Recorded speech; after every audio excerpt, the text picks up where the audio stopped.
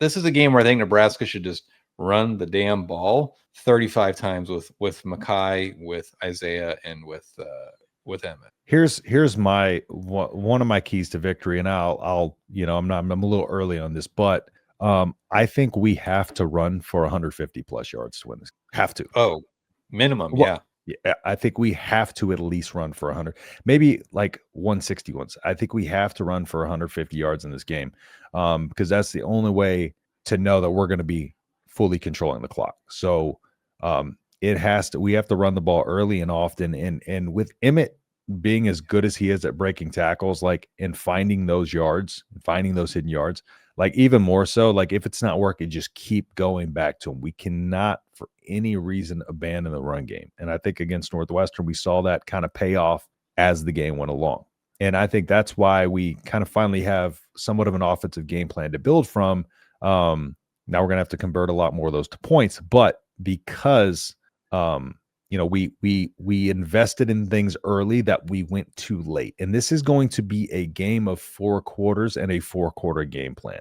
And so the things that we invest in early are going to set up things late in the game. And that starts and ends with Emmett Johnson. That's even if you're averaging 3 yards carry in the first quarter or the first half. Like, that's what makes Iowa so good. That's what makes Northwestern good this year, is they keep running it at you, knowing at some point over the course of a game, over 40 rushing attempts, you're going to wear down. And if that's at the end of the third quarter or the end of the fourth quarter, they're going to keep themselves in that game, waiting for you to wear out. That's what you can do against USC's defense, because their defensive line's really good against pass.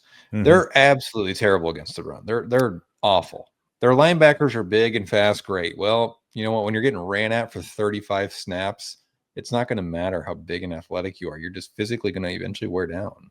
And if I can go back to the Illinois game last year, the reason I bring up Illinois too, because they played Illinois and lost to Illinois in a close game. In that first half, Illinois was only averaging 1.6 yards per carry, and they ultimately averaged 3 point something, but they continued to run the football, and it started to work. And that's the reason why I'm getting at that, is because the way Bielema kind of coaches his team and invests in stuff and doesn't deviate away from that is the way Nebraska has to be throughout 4 quarters of this game. And so, yeah, if we come out, we're averaging 2 yards per carry, it doesn't matter. We are investing in running through the heart of that defense and attacking the middle of their defense and just really stressing them. And I think the fact that Emmett is able to stress defenses as much as he is, it puts everybody in the second and third level on notice too, because it's not easy to bring that man down. And you know what? Illinois wasn't getting a lot of yards in that first half. In the second half, they started really breaking runs, 10 yards, 11 yards. It started to work. So yeah, I think. Speaking of, USC ranks 96 nationally in rushes of 10 plus yards allowed. They're one of the worst at giving up 10 plus yard rushes. Actually, they're also the 8th worst nationally ranked team in explosive plays allowed, allowing over 10 per game. To me, this just seems like an opportunity for Dana Holgorsen, for Emmett Johnson, to really say, this is our identity, run the ball. Another important part of this too, just talk about keeping your defense off the field. We just cannot turn the ball over at all. And I know that's in any game. Against an offense like this, even more so, you can't give those extra opportunities. So we're going to have to really control the football. And with one of the best ways to control the football is go to the guy who doesn't turn the ball over a lot. Emmett does not. He's got 2 fumbles in his whole career? Because we have seen in one of those, he got hit right on the ball in the game. That was the Boston College game. Yeah. He got turned back and then got hit right on the ball.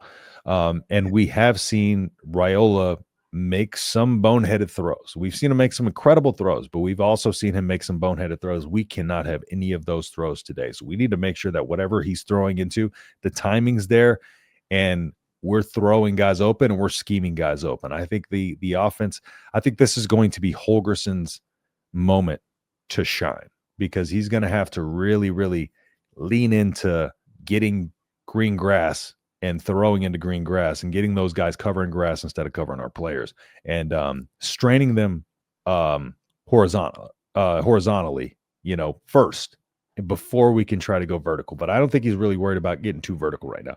But I think we need to stretch those guys across the field, side to side, sideline to sideline, and really open everything up in the middle of the field. And that's where this game is going to be won, in that intermediate middle part of the field. If we're getting throws, in that middle part, underneath their linebackers, over their linebackers, stuff like this, I think we win this game. But that is easier said than done. 100%. Yes. USC's safety has like 5 interceptions on the year. Pretty they're damn good opportunistic. safety. They're opportunistic Yes. for sure. But I was reading that I was reading something in the LA Times or whatever down there, their sports section, that it's kind of like a foregone conclusion at this point that USC is going to have breakdowns almost every single game in their secondary, whether that's a communication breakdown, a coverage breakdown, or something. It just is it's a trend this season for their defense, in particular, their secondary. And so I wonder how Nebraska can identify when those occurrences are happening and how they can exploit it as well, because that could break something open too, where maybe you're looking short, but you see a breakdown in coverage happen and you can hit something deep. Mm-hmm.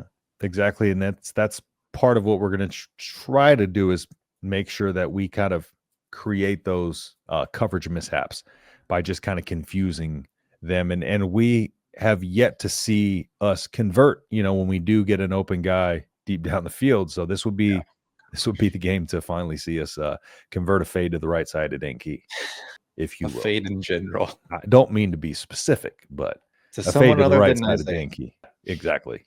And what an incredible catch it took for that one. That was a great throw too, though. That was perfect. Yes. And so first and second down, that is key to this game, is we cannot put ourselves at third and long. We cannot put them with an opportunity to put us in obvious passing downs, because that's when we struggle. So committing to just getting the ball moving forward on first and second downs is going to be key.